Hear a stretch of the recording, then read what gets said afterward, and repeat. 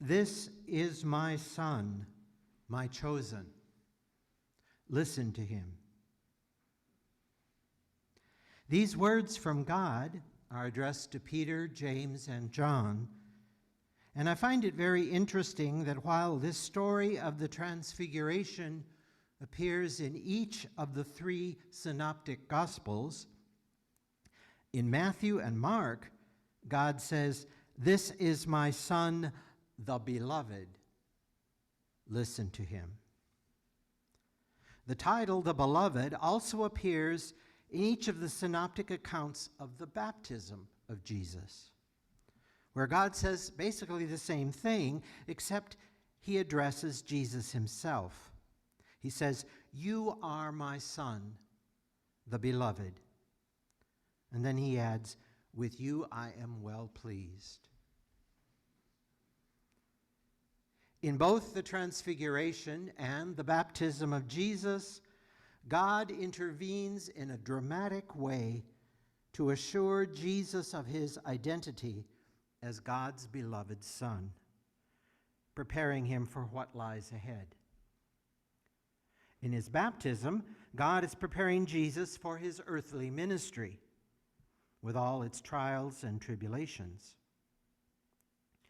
And in the Transfiguration, God is preparing Jesus, in Luke's words, for his departure, which he was about to accomplish at Jerusalem. In other words, his suffering at the hands of religious leaders and his death on the cross. The words, "You are my beloved Son, in whom I am well pleased," have been important for me personally, because when I first heard those words directed at me, I was also being prepared for a trial I knew nothing about. Please allow me a little room here for some autobiography, so you can understand why these words are so important to me.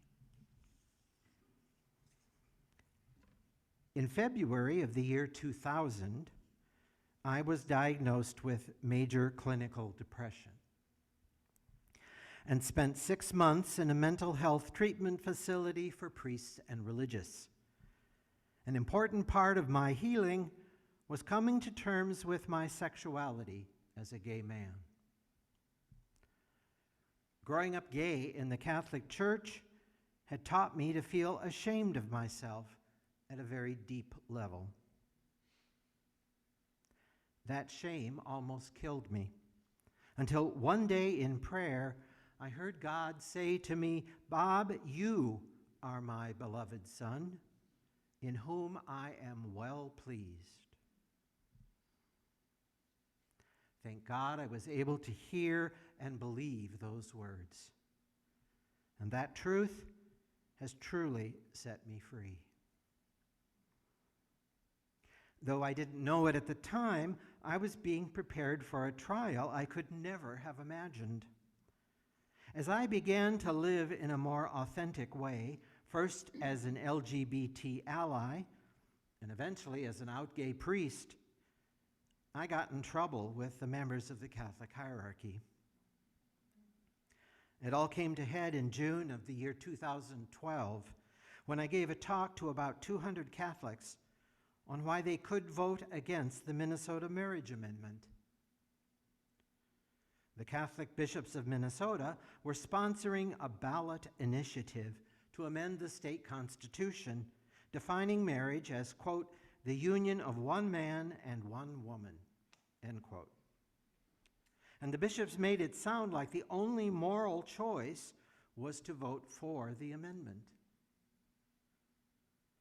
In my talk, I reminded people, using quotes from the Catechism of the Catholic Church and a quote from Father Joseph Ratzinger, who later became Pope Benedict XVI, that Christians are obliged to follow their consciences when making moral choices. No one, not even the Pope, can take that obligation away from us. Now, I didn't realize that a video recording of my talk was being posted on YouTube.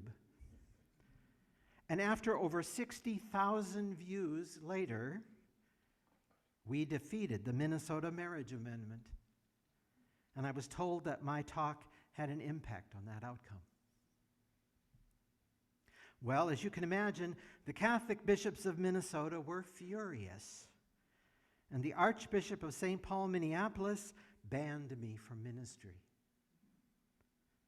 Around the same time, in August of 2012, Pope Benedict said anyone who didn't support the Church's teaching on women's ordination or homosexuality was like Judas, and that they should leave the Catholic Church. So I prayed, asking God to show me if those words were meant for me.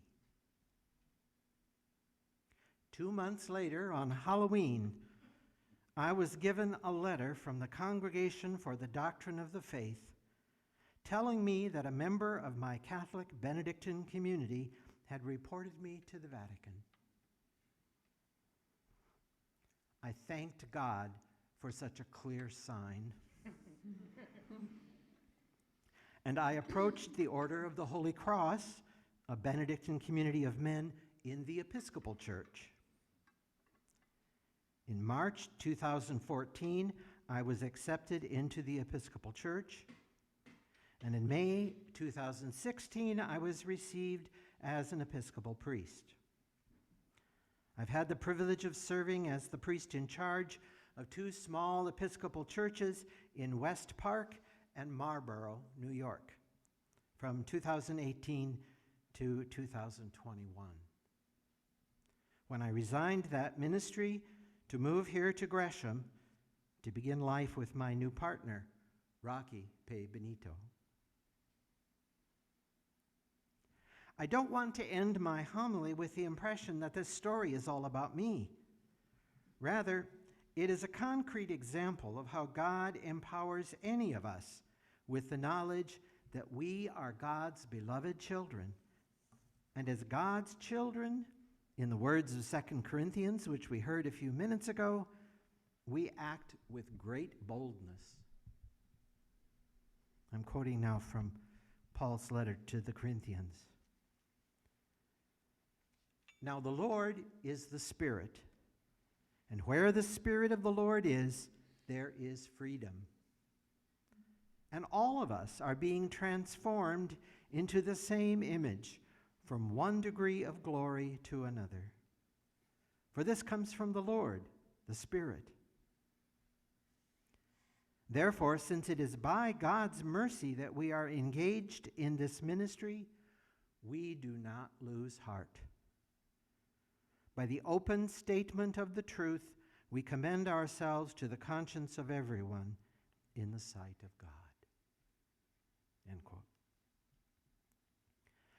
As we begin the season of Lent this week, we are reminded that we are all God's beloved children, and we are all called to live in that truth and to let God transform us too in our observance of Lent.